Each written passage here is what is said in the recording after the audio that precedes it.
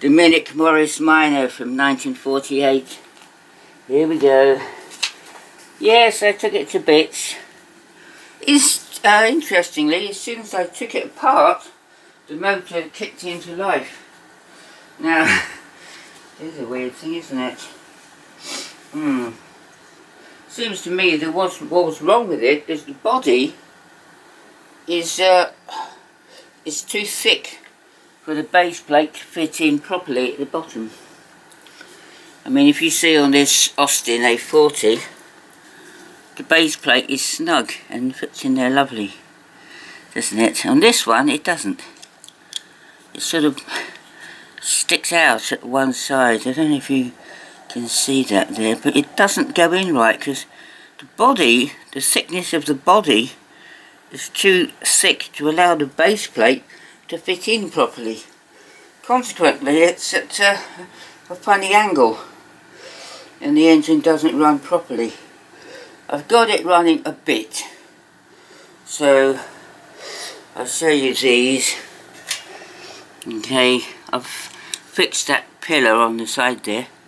See, I was surprised. I sort of bent it backwards expecting it to snap off, and it didn't.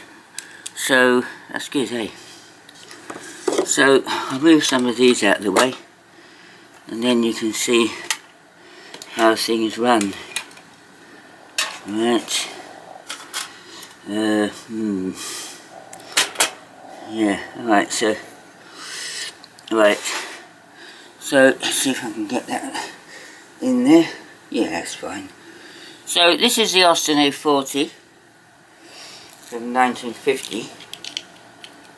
Okay, so it winds up really nicely, this. It goes really good. Okay, so here we go. Well, she said that. See? It's alright, isn't it? That's good. I think that's great. Nothing wrong with that, is there? That is fine, isn't it? But then, of course, the Morris Minor is a whole nother kettle of fish, as they say.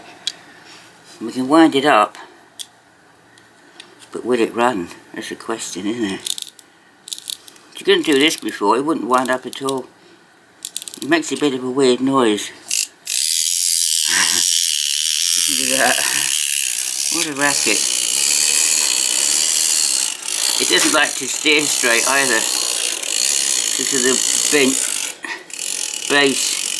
It wants to go around the corner all the time. But at least it runs, which is more than it did before. Yeah, that's the best we're going to get that to be. So there you go then, there's that video. So, yeah, sorry about the other one. Anyway, there we go. Thanks everyone. More videos yet to come. Bye!